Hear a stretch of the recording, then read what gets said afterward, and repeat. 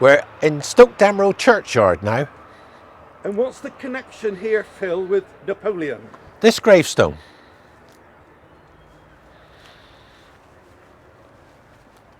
It's beautiful, isn't it? It is. You can see these. This man was a stonemason. You can see the mason's mark there.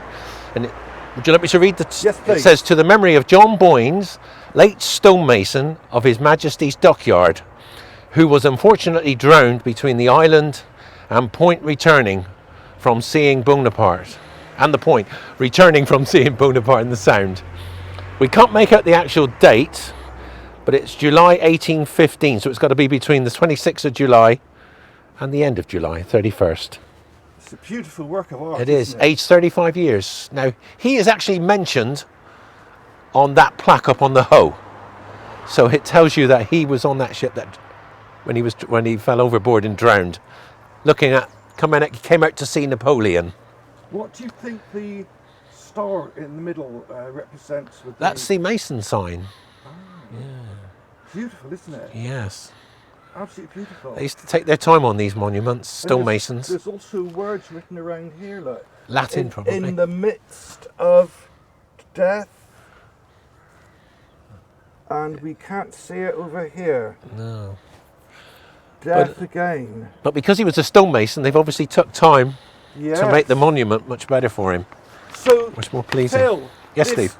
person must have been going out to see Napoleon. Napoleon, either coming out or coming back. And he fell over because if you remember what we saw on the plaque, it said one day there was when that painting represented was one of the days when there were about 8,000 people crammed into boats. 8,000 people doesn't sound a lot, but when you're out in the Sound, there must have been chaos. Boats coming and going, people cheering, people moving around on the boats. So you were bound to have one accident, but one accident was all that was recorded. Amazing. One man drowned. So of all those people who went to see him, only one man is recorded in history. Yeah, as drowning. Not for the best of reasons. No. So, Phil, what happened to the Bellerophon afterwards? When it left Plymouth, it went to Tor Bay and it went out into the Channel and transferred its prisoner, Napoleon, to HMS Northumberland. Later on, Bellerophon, that was it for that ship. It'd seen all the action. It'd been in 3 major battles and about 6 other battles, smaller ones. The Battle of the Nile, Trafalgar. It was involved in the War of 1812 with the Americans. It was transferring cargo. It was escorting convoys across the Atlantic and back to Bermuda, taking supplies for soldiers and bringing wounded soldiers back. After it dropped off Napoleon, it was sent to Sheerness, where it was stripped of its guns and everything useful and used as a prison hulk. It was sent back to Portsmouth and it was used as a hulk, just a plain hulk to keep prisoners.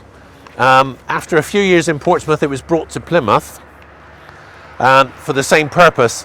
And actually, there's a man recorded, I forget his name now, as a notorious burglar from Devonport who was breaking into people's houses, and he was on board the Bellerophon when it was in Plymouth. Because a new ship had been rechristened Bellerophon, they had to take the name away, so they called it Captivity. And in about 1830s, it was broken up for scrap, and a lot of it was sold off. That's what happened to that one. But there's another connection with Plymouth now, isn't there? There is another one connection.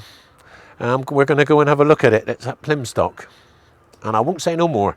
This is Philip Fotio for Cyber Heritage. And we'll just have a final look at this work of art here. Yeah.